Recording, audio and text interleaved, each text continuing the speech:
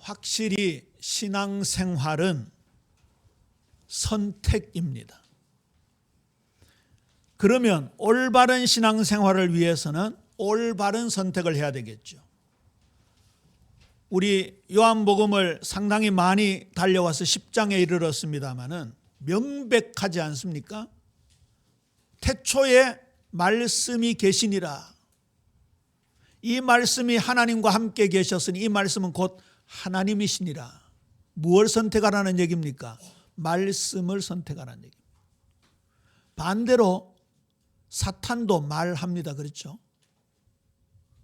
에덴 동산에서 뱀 속에 사탄이 들어와 가지고 하와에게 먼저 그리고 아담에게 속살거리는 말로 다가왔습니다.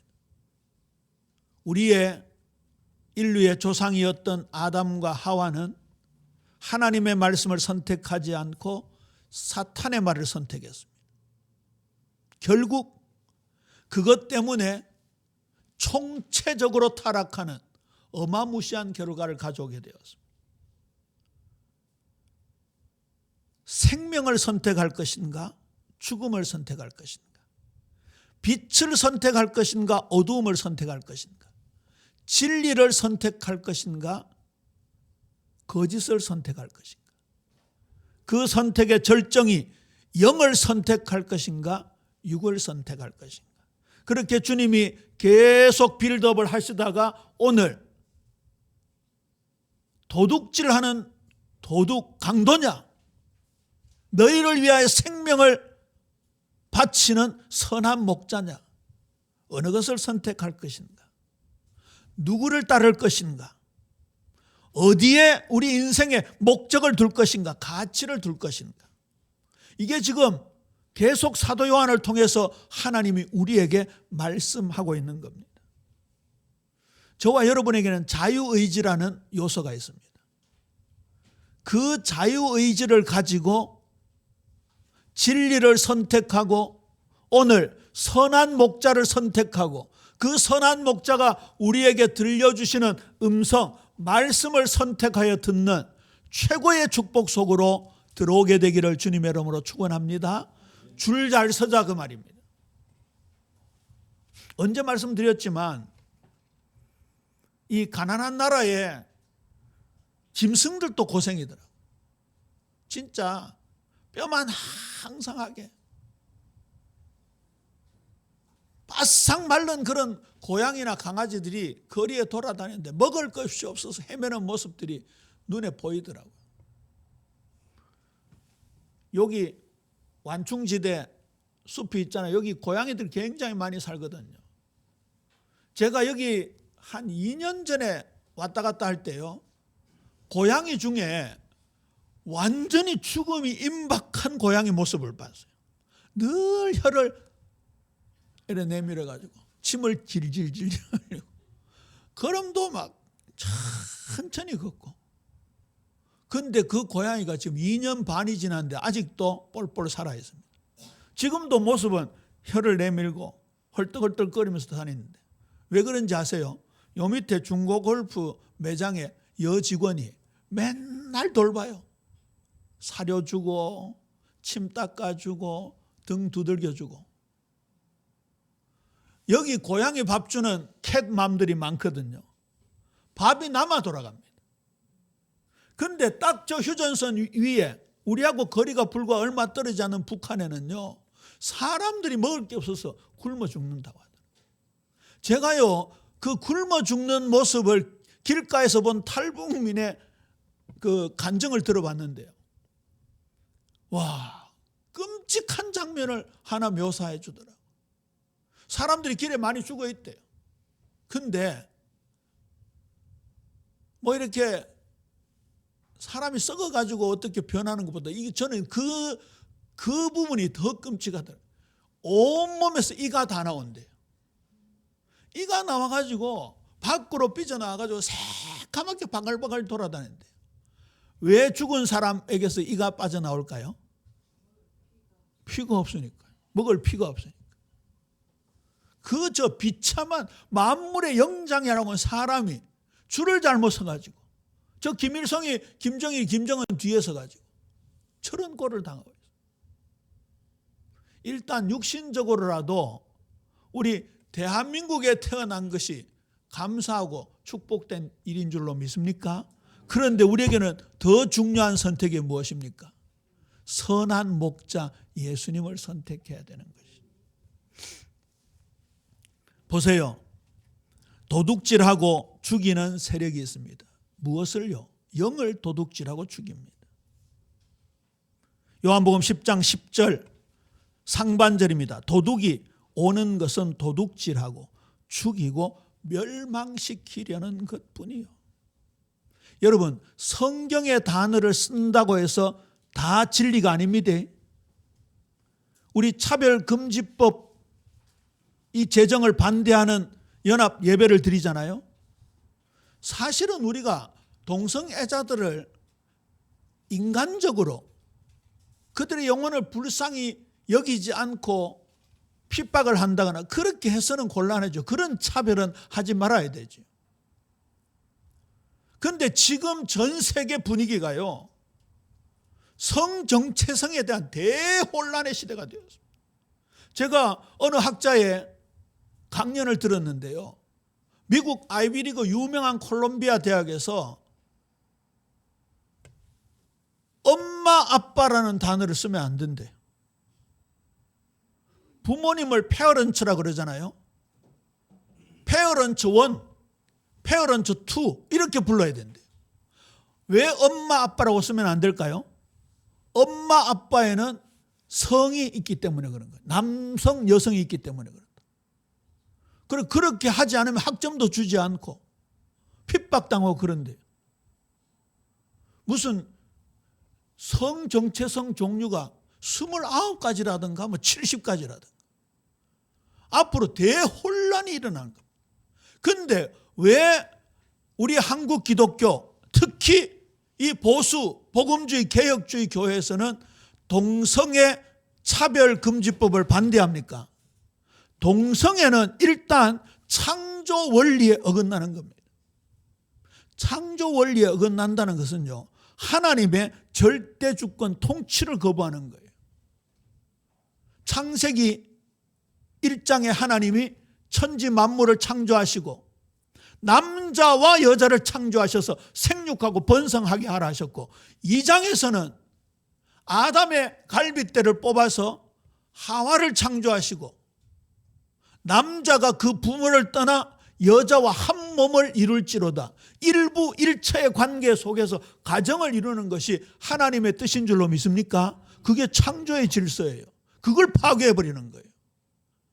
이러한 파괴가 굉장히 아름다운 문화처럼 형성이 되어가지고 전 세계를 지배하는데 결국은 무신론으로, 결국은 목숨, 생명을 경시하는 풍조로 그렇게 흘러가 버리는 거예요. 이게 그냥 우리가 차별금지법 반대하자는 얘기가 아니에요. 그냥 동성애는 죄악이다 그렇게만 떠드는 얘기가 아니에요. 하나님의 통치, 하나님의 다스리심, 하나님의 나라가 이 땅에 이루어져야 될 줄로 믿습니까? 그게 복음 대한민국이에요. 오늘 삭군이라는 단어가 나왔죠. 삭군은 목자가 아니요, 양도 재양이 아니라 삭군은 삭슬 받고 양을 치는 사람들을 말합니다. 농사로 말하면 소작농 이런 사람들을 말하죠. 자, 삭군들이 양을 치다가 곰이나 사자가 달려오면 어떻게 하겠습니까? 도망갑니다. 양의 목숨이 중요한 게 아니고 자기 목숨이 중요하기 때문에 그렇습니다. 그 사람들은 자기를 더 사랑하는 자들입니다. 조금 이따 나오겠지만 예수님은 당신의 목숨보다 누구의 목숨을 더 소중하게 생각합니까? 우리의 목숨을 더 소중하게 생각합니다. 기승전돈입니다. 이거요, 삭군 목자를 구별하는 게요, 돈입니다. 돈. 누구를 사랑하느냐? 자기를 사랑하느냐? 돈을 사랑하느냐? 하나님을 사랑하지 않고 쾌락을 사랑하고 물질을 사랑하고 이 세상을 사랑하는 것, 그게 삭군입니다. 우리 장로님께서 저를 목자라고 표현해 주셨습니다만 뭐 영 틀린 말은 아니죠. 성경에 보면 목사라는 단어가 나오는데 그게 영어로는 shepherd, 목자라고 번역이 됩니다. 우리 주님 예수님은 목자장이 되시고 저는 우리 성도님들에게 이 예수님의 말씀을 대언하고 꼴을 먹이는 목자 역할을 감당해야 되는데 이 김성호 목사가 사꾼 목자 되지 않도록 기도해 주시기를 주님의 이름으로 권면합니다. 이거요, 자칫 잘못하면 그렇게 돌아갑니다. 성경에 보면 제일 많이 강조하는 게 물질이고 음란입니다. 단순하게 한 부분의 죄악이 아닙니다. 근본적인 죄악들입니다. 사꾼은 이리가 오면 양을 버리고 달아납니다. 그러니까 이리가 양떼들을 물어가고 잡아 죽이는 거죠. 시편 49편 14절에 보니까 사망이 이스라엘 유대인들의 목자가 되었다는 경우가 나옵니다. 여기에 유명한 성경 말씀이 나오죠. 사람이 존귀하나 장구하지 못하며 멸망하는 짐승 같도다. 이것이 어리석은 자의 길이요 종말이다 해놓고 그들은 양같이 스올에 두기로 작정되었을 때 양처럼 끌려가서 스올은 무덤을 상징하고 지옥을 상징합니다. 거기에 빠져 있게 된다. 보세요. 그 다음에 사망이 그들의 목자일 것이라. 사망이 그들의 목자가 될 것이다. 사망이 목자가 되면 누구를 따라가게 되는 겁니까? 사망을 따라가게 되는 겁니다. 사망을 따라가면 결국 어디에 가는 겁니까? 지옥에 가게 되는 겁니다. 그리스도인들이 사망의 이끌림을 받아가면요, 이 땅에서 파멸되게 되는 거예요. 아름다움이 소멸되고 쓰러지고 스올이, 무덤이, 지옥이 그들의 거처가 될 것이다. 굉장히 강력하게 경고하고 있죠. 우리 예비 성도님들은 사망을 따라가거나 돈을 따라가거나 음란을 따라가거나 세상의 어두운 문화를 따라가거나 범죄를 따라가는 것이 아니라 오직 한 분 선한 목자장 되시는 예수님만 졸졸졸졸 따라가는 은혜가 있게 되기를 주님의 이름으로 축원합니다. 오늘 그 결단을 하셔야 돼요. 선택을 하셔야 돼요. 보세요. 마태복음 25장 41절. 많은 사람들이 왜 지옥을 하나님 만드셨느냐 그렇게 얘기를 하지요. 전에 말씀드렸습니다마는 어두움의 사전적 정의는 빛이 없는 상태를 가리킵니다. 지옥은요 반드시 존재해야 하는 거예요. 마태복음 25장 41절 우리 함께 읽어볼까요? 시작. 저주를 받은 자들아 나를 떠나 마귀와 그 사자들을 위하여 예비된 영원한 불에 들어가라. 이게 양과 염소에 비유해서 왼편에 있는 염소들을 향하여 예수님 말씀하신 거잖아요. 지난주에 말씀 받았죠. 거짓 선지자, 거짓 그리스도, 거짓 사도, 거짓 교사들, 선생들이 있다고요. 겉보기에는 선지자의 모습이에요. 말씀을 잘 가리킵니다. 아까 성경의 언어를 쓴다고 해서 다 진리가 아니라 했죠. 동성애자들이 사용하는 성경 중에 뭐가 있는가 하면 다윗과 요나단이 얼마나 사랑했는지 남녀의 사랑보다 승하더라 이런 표현이 있습니다. 동성애자를 그런 구절 잘 뽑아내겠죠. 봐라, 다윗과 요나단은 남성인데 남녀가 사랑하는 것보다 더 사랑하는, 이거는 동성애다. 그런데 다윗과 요나단은 믿음의 사람입니다. 다윗과 요나단은 하나님을 믿는 사람입니다. 다윗과 요나단은 하나님의 창조를 믿는 사람입니다. 다윗과 요나단은 하나님의 뜻, 창조의 질서를 믿는 사람입니다. 그 표현은 그들의 우정이 너무너무 진하다라는 표현이고 서로 생명을 줄 만큼 사랑한다는 그런 뜻이지 그게 어떻게 동성연애가 될 수 있습니까? 동성연애를 지지하는 목사들이 있습니다.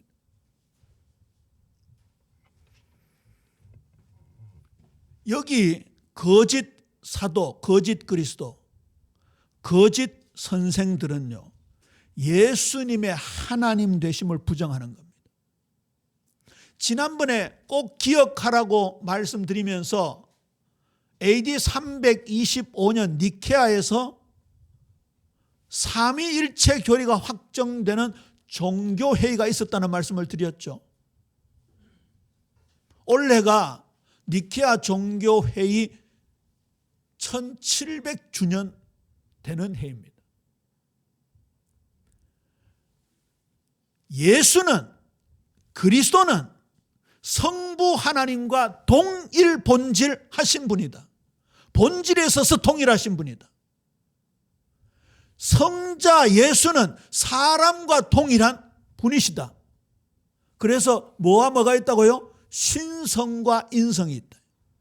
신성 50%, 인성 50%, 100%가 아닙니다. 신성 100%, 인성 100%입니다. 그 기독론은 절대 건드려서 안 됩니다. 그런데 이 거짓 세력들은 예수님의 신성을 건드리거나 예수님의 인성을 건드립니다. 예수님의 신성을 건드리는 단체가 여호와의 증인 것 같은 단체들입니다. 유대교 같은 단체들입니다. 그들은 여호와 하나님만 신이시다라는 거죠. 예수님의 인성을 건드리는 단체들이 있습니다. 자유주의 신학자들, 영지주의 신학자들, 예수님의 인성을 거부합니다. 저와 여러분은, 우리 예비 성도님들은 예수님의 하나님 되심과 예수님의 사람 되심을 생명 걸고 믿으시게 되기를 주님의 이름으로 축원합니다.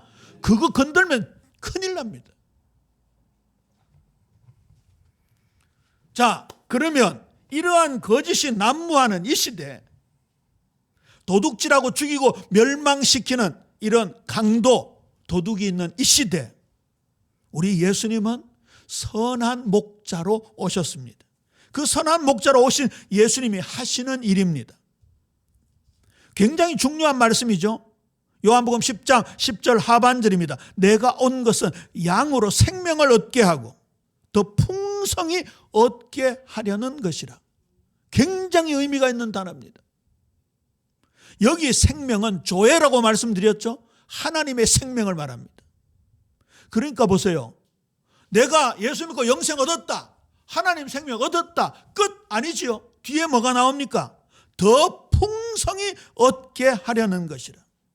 영생 얻었다, 하나님 자녀 되었다, 구원받았다, 천당 간다, 거기에 그치는 것이 아니라 하나님의 생명의 힘이, 하나님의 생명 그 능력이 우리의 동력이 되어서 우리를 더 깊이 복음에 뿌리 내리게 하고 말씀에 뿌리 내리게 하고 거기에서 생명의 능력으로 싹이 나고 가지가 뻗고 꽃이 피고 열매 맺어서 사람들에게 그리스도의 사랑, 하나님의 생명을 전하는 일에 쓰임받는 것이 우리 주님 예수님이 선한 목자로 우리 가운데 오신 이유인 줄로 믿습니까?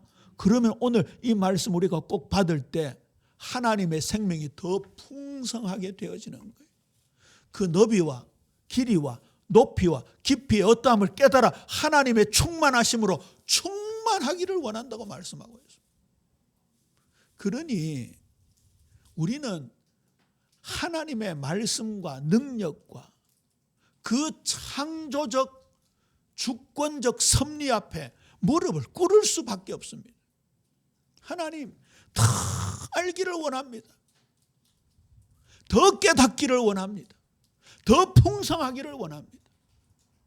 이거요, 하나님 은혜 주셔야 되어지는 일이기 때문에 우리가 이 약속의 말씀을 붙잡고 기도해야 되는 거예요. 자, 선한 목자는 우리를 가장 잘 아십니다. 수백 마리의 양 한 마리 한 마리의 특징을 가지고 이름을 불러주시고 어디가 문제가 있는지 울음소리만 들어도 알 수 있잖아요. 그 중국에 오리 키우는 아저씨가 나오더라고요. 오리는 또 이게 조류 종류니까 그냥 뭐 몇백 마리가 아니고 수만 마리를 키워요. 수만 마리를. 근데 그런데요, 그 오리의 상태를 그냥 이렇게 쭉 맨눈으로 한 번 보고 알더라고요. 그 바글바글바글한 오리 속에 가서 아픈 놈을 딱 갈고리로 딱 끌고 와가지고 주사도 주고 약물도 주고 그러더라고요. 세상에 가축 먹이는 사람도, 세상에 양을 키우는 목동들도 자기 키우는 짐승을 아는데, 우리 주님 예수님은 만왕의 왕, 만주의 주요, 전지전능한 하나님이시기 때문에 우리를 속속들이 아시는 줄로 믿습니까? 나보다 나를 더 잘 아신다니까요. 나보다 나를 더 사랑하신다니까요. 하다못해 병원에서 쫙 MRI, PET 쫙 스캔해가지고 구석구석의 병변을 찾아내잖아요. 우리 주님 예수님은 그것보다 더 정밀하게 우리를 아시는 분. 주님 앞에 우리의 모든 것을 내어 놓아야 되는 거죠. 나는 선한 목자라. 나는 내 양을 알고 양도 나를 아는 것이 말씀하고 있습니다. 우리를 위하여 목숨을 버리신다 하셨습니다. 나는 양을 위하여 목숨을 버리노라. 친구를 위하여 목숨을 버리는 자가 가장 큰 사랑이다 말씀하고 있습니다. 그리고 우리를 가장 안전한 우리로 인도하십니다. 양의 생물학적 특징이요, 시력이 일단 나빠요. 시력이 나빠서 잘 속아요. 지난번에 양의 탈을 쓴 늑대 사진 보셨지요? 멀리서 보면 비슷하게 보입니다. 눈이 나쁜 분들 안경 벗고 보면요, 저놈이 양인지 늑대인지 잘 구분 못합니다. 양이 눈이 나빠서 잘 속는데, 그리고 이 몸 덩치에 비해서 다리가 좀 이렇게 숏다리고 약해요. 그래서 잘 넘어진대요. 특히 이 털을 깎을 때쯤 돼가 털이 많이 자라 있으면요, 넘어져가 스스로 일어나지를 못한대. 거북이가 이렇게 뒤집어 놓으면 못 일어나잖아요. 그 사람이 바르게 해준 거나 아니면 친구들이 와서 모가지로 또 이렇게 떠받아 가지고 바로 해주는 경우가 있더라고. 양이요, 넘어지면 잘 못 일어난대. 그러고요, 방향 감각이 없고요. 그러니까 지멋대로 행동한대. 이사야 53장 5절 기억나시죠? 그가 찔림은 우리의 허물 때문이요, 그가 상함은 우리의 죄악 때문이라. 그가 징계를 받음으로 우리가 평화를 누리고 그가 채찍에 맞음으로 우리가 나음을 입었도다. 그 다음에 뭐가 나옵니까? 우리는 그릇 행하여, 우리는 다 양 같아서 그릇 행하여 각기 제 길로 갔다고요. 그래서 우리에게 가장 안전한 우리로 인도하시는 예수님이 필요하신 거예요. 또 이 우리에 들지 아니한 다른 양들이 내게 있어 내가 인도하여야 할 터이니 그들도 내 음성을 듣고 한 무리가 되어 한 목자에게 있으리라. 그래서 이런 결론이 나옵니다. 로마서 8장 38절 39절 함께 읽습니다. 시작. 내가 확신하노니 사망이나 생명이나 천사들이나 권세자들이나 현재일이나 장래일이나 능력이나 높음이나 깊음이나 다른 어떤 피조물이라도 우리를 우리 주 그리스도 예수 안에 있는 하나님의 사랑에서 끊을 수 없으리라. 할렐루야. 아무도 우리를 하나님의 사랑에서, 예수님의 사랑에서 우리를 끊을 수 없다 말씀해 주고 있습니다. 얼마나 감사한지, 얼마나 감사한지. 끝까지 지키시고 보호하신다. 지난주에 말씀드렸죠. 왜 우리를 끝까지 지키고 보호하십니까? 자기 작품이니까요. 자기가 만드셨으니까요. 더 이상이지요. 우리를 새로운 피조물로 만들으셨다는 뭡니까? 새로 창조하셨다는 말이에요. 핏값을 주고 우리를 사셨습니다. 그래서 인간적으로 보면 배반한 놈들이고, 인간적으로 보면 예수님을 떠나 멀리 도망갔던 제자들인데 예수님 그 장소에 나타나셨잖아요. 자, 그러면 선한 목자의 어린 양들인 우리의 믿음의 자세는 어떻게 되어야 되는가? 그 믿음의 자세가 가장 잘 나타나는 곳이 시편 23편이요 다윗의 믿음인 것 같아요. 여호와는 나의 목자시니 내게 부족함이 없으리로다. 만족합니다. 여호와 하나님만으로 만족합니다. 예수님만으로 만족합니다. 평생에 신앙 고백돼야 될 줄로 믿습니까? 그래야 우리가 다른데 눈을 돌리지 않습니다. 더 풍성히 얻기를 원하는 거지. 푸른 풀밭에 쉴만한 물가로 인도하시고 우리 영혼을 소생시켜 주시고 바른 길, 의의 길로 인도해 주시고 엇길로 갈 때는 지팡이로 모가지 끌고 오시고 자꾸 말한 대로 막대기로 때리시기도 하시고 그 막대기로 일이나 사자나 곰의 공격을 내리치시기도 하시고 우리를 끝까지 지켜주신다. 원수의 목전, 원수들의 눈앞에서 우리에게 맛있는 잔치상을 베풀어 주신다.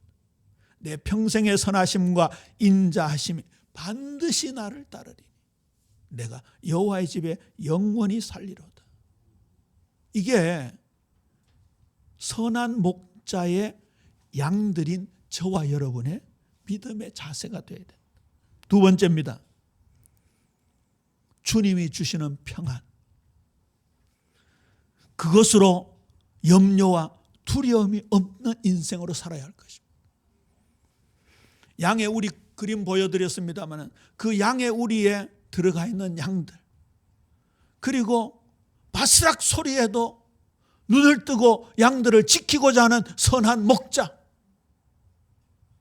돈만 밝히는 사꾼이 아니라 자기 양을 위해서 목숨까지도 바치고자 하는 선한 목자 되시는 예수님, 그 우리 안에 우리가 들어있다면 그것이 가장 안전한 곳이, 그것이 가장 평안한 곳이에요.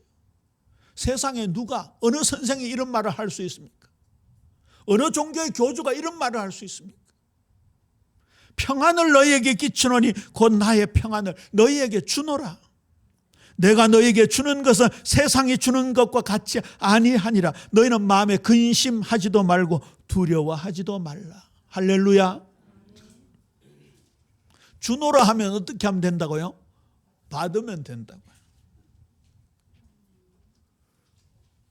이렇게 제가 주노라 하면 받으면 되는 거예요. 받으면 내 거 되는 거예요. 이 주노라 할 때 받는 과정에 다른 거 필요 없어요. 사람이 주는 건요, 받아라 해놓고 약 올리면서 딱 빼앗아 갈 수 있어요. 그런데 주님은 그러시지 않아요. 주님은 준다고 약속하시면 주시는 분이에요. 하나님은 시건치 않는 분이라 했잖아요. 먹을 식자 말씀은 자. 하나님은 뱉은 말을 도로 까잡수지, 까먹지 않으시는 분이에요.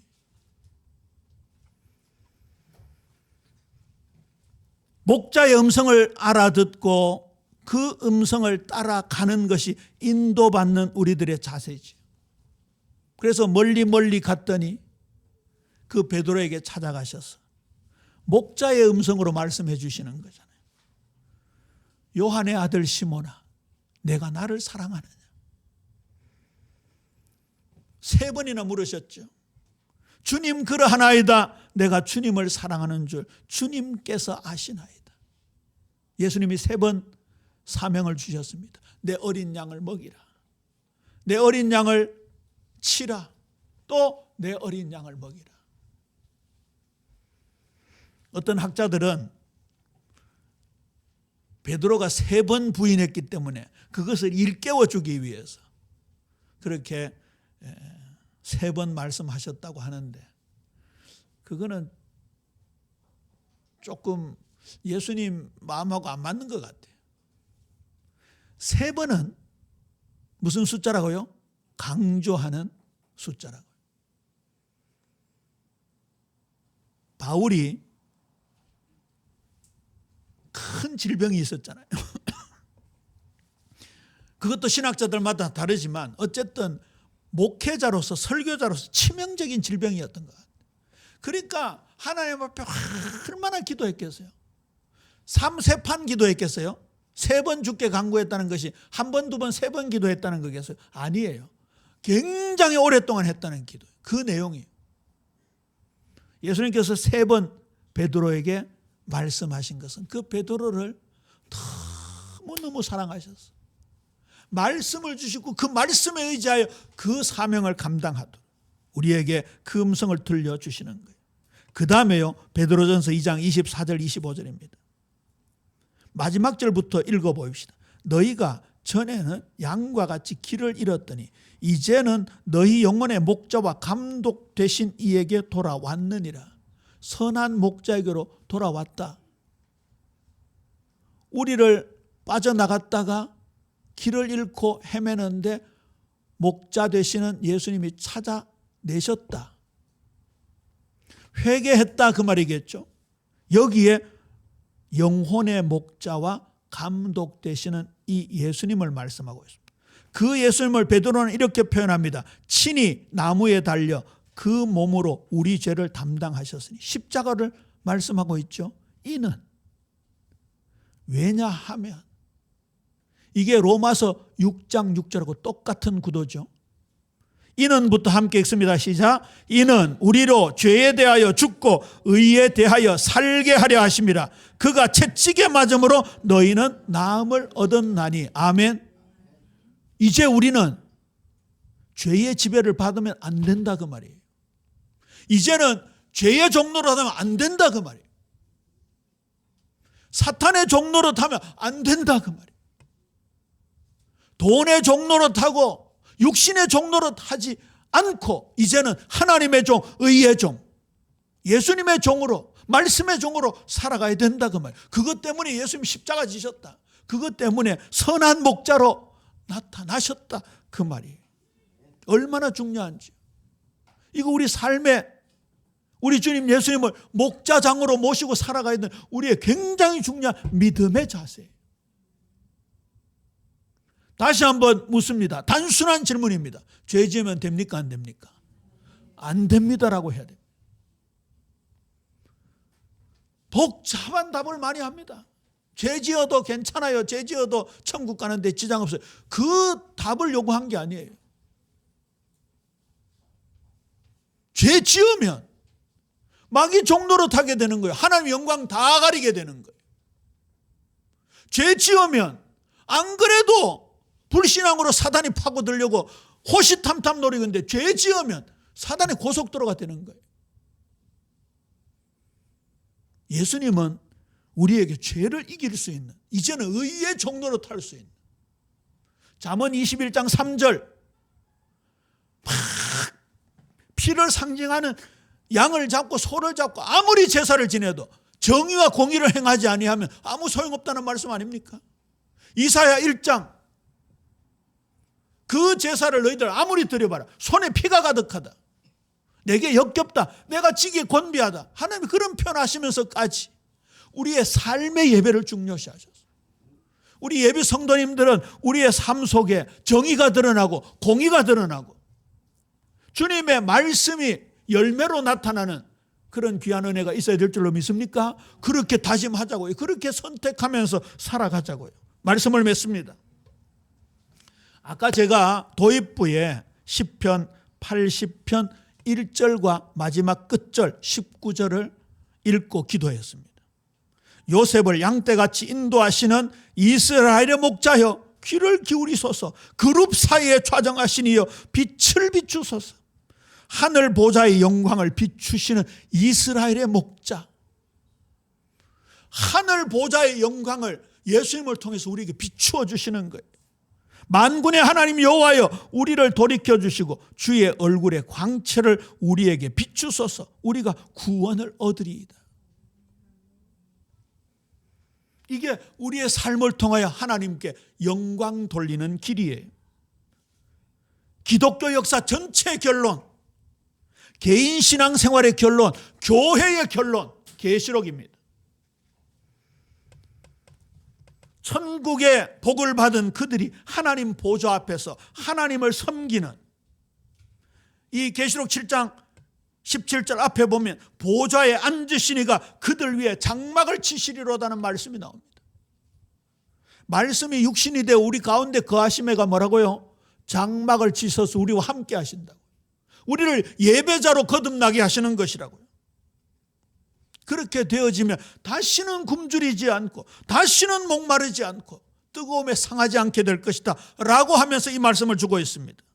이는 보좌 가운데 계신 어린 양이 그들의 목자가 되사 생명수 샘으로 인도하시고 하나님께서 그들의 눈에서 모든 눈물을 씻어 주실 것입니다. 더 이상 애곡과 슬픔과 고통과 상처가 없는, 죄악이 없는 저 영원한 신천신지 새 예루살렘, 영원한 영광 속에 우리 주님 예수님이 끝까지 인도하셔서 우리를 그곳에서 하나님께 영광 돌리며 살도록 하게 하시는 거예요. 그 영원한 천국이 지금 이 시간 우리 예배당에, 우리 교회에, 우리 새가정에, 우리 사랑하는 성도님들의 삶의 여정 속에, 학업에, 직장에, 산업 현장에, 지금 투병하고 계시는 병원 현장에, 우리 사랑하는 가문, 부모님들, 가족 현장에 이루어지는 귀한 은혜 풍성하게 되기를 주님의 이름으로 축원합니다. 하나님 아버지, 당신의 목숨을 들여 우리를 구원하시고 대속 우리를 사셔서 우리를 양으로 인도하시는 주님을 찬양합니다. 아버지 하나님, 이제 주님의 음성에 귀 기울이며 그의 인도하심을 따라 하나님 영광 위하여 그 목적 향하여 살아갈 수 있는 우리 예빛 모든 성도들 되어지게 축복하여 주옵소서. 감사합니다. 예수님 이름으로 기도합니다. 아멘.